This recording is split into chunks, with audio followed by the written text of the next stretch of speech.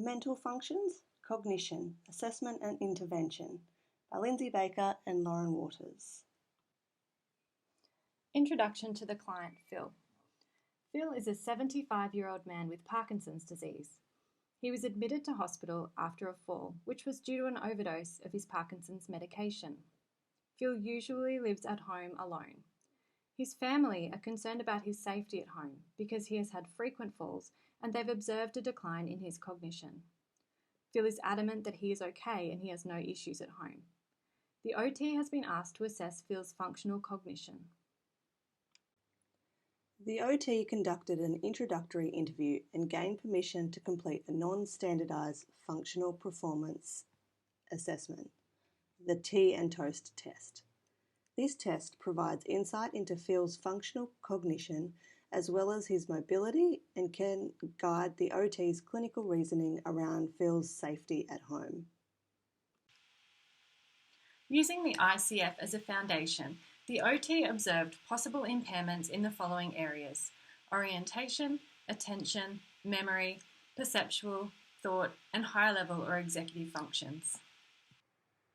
Having a closer look at areas within each domain now, orientation to time, which is awareness of today, tomorrow, yesterday, date, month, and year, Phil stated that he still plays football, drives, and works.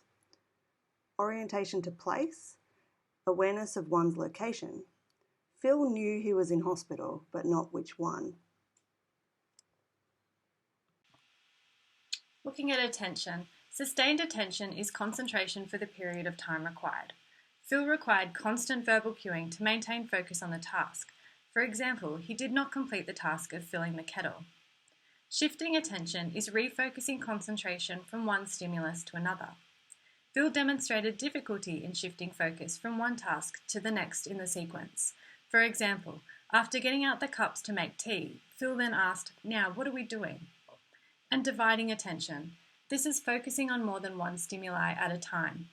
Phil was not able to carry out the task while he was having a conversation with the OT at the same time. Memory. Short-term memory is temporary disruptible memory store, approximately 30 seconds, from which information is lost if not consolidated into long-term memory. Phil could not recall information given to him just minutes ago. He could not recall how the OT likes her tea, for example. Retrieval and processing of memory is recalling information stored in long-term memory and bringing it into awareness. Now, Phil could not recall his address, who does his shopping, or whether he has taken his medication each day. However, he did remember that his wife had passed away.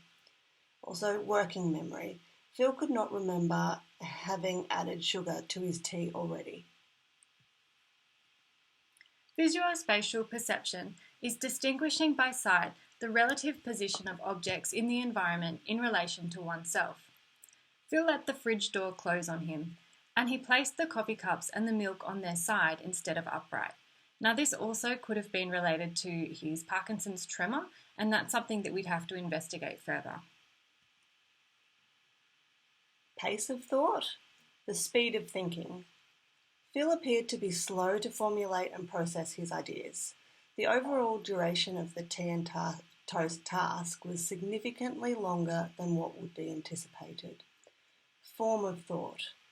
Phil demonstrated ideational perseveration when he continued to put sugar in his tea past the amount he should have. Now having a look at higher level or executive functioning. So organisation and planning is developing a method of proceeding and acting. Phil placed his hot cross bun in the toaster press while it was still in the plastic packaging. He then required prompting to take the bun out of the packet. Insight is awareness and understanding of oneself and one's behaviour. Phil states that he is okay and he has no issues at home, yet he requires assistance to carry out ADLs on the ward according to the nurses and to carry out IADLs when he's at home according to his daughter. Problem solving is analysing and integrating incongruent or conflicting information to find a solution. Phil was initially not able to figure out why the kettle would not work. He eventually plugged the power cord in, but then forgot to turn on the power. And Phil also had to ask the OT how to open a cupboard when it had no handles. So what do all these findings suggest about Phil's ability to complete ADLs independently and safely?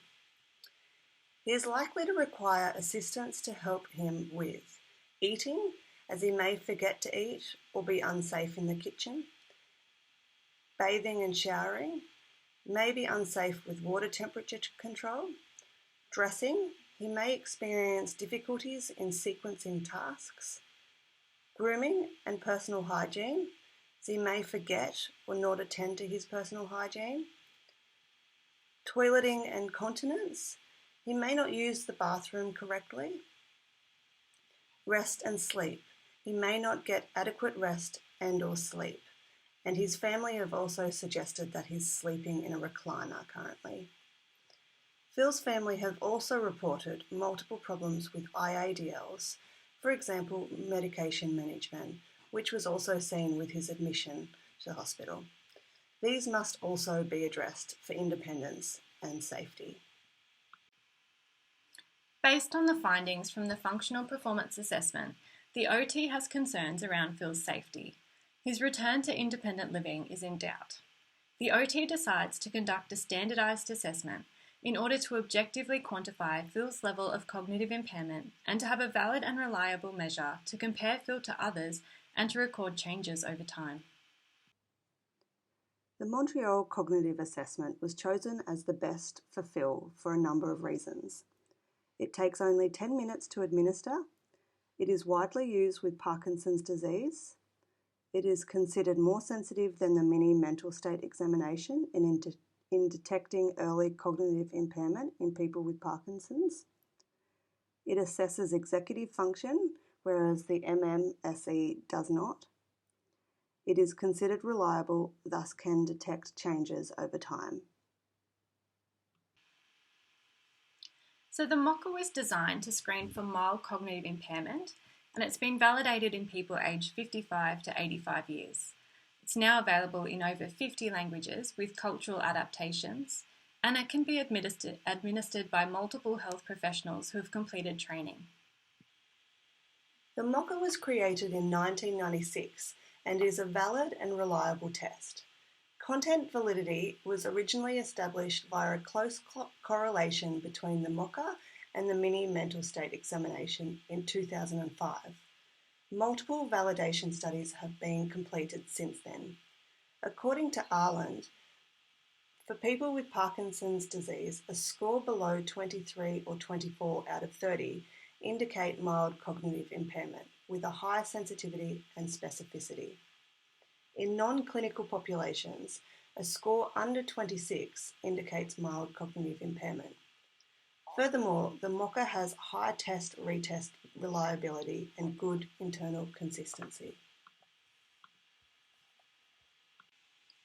The MOCA assesses the following cognitive domains: attention, concentration and working memory, visuospatial abilities, executive functioning, short-term memory, language, and orientation to time and place.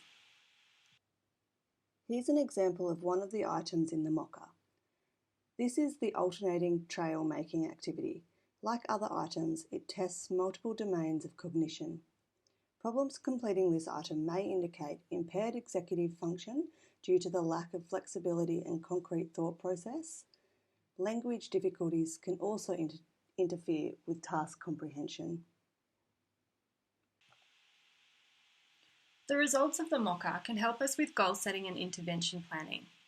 It helps to determine the client's abilities, assists with clinical reasoning processes in linking occupational performance problems with areas of cognitive dysfunction. The results of the test assist OTs to determine the just right challenge for interventions and supports team decision making related to safety and independent living. The MOCA can also be used as an outcome measure to demonstrate effectiveness of OT intervention over time. The strengths of the MOCA include: it is widely used and requires minimal materials to administer. It accurately detects early mild cognitive impairment. Training is available online with certification taking only an hour. It is considered valid and reliable across multiple populations, and it can be administered on paper or digitally. On the other hand, weaknesses of the mocha include the results can be influenced by stress, fatigue, level of education, and emotional state. For uneducated people, a lower score may reflect low cognitive capacity rather than cognitive dysfunction, and the domains being tested do not directly map to subheadings on the test.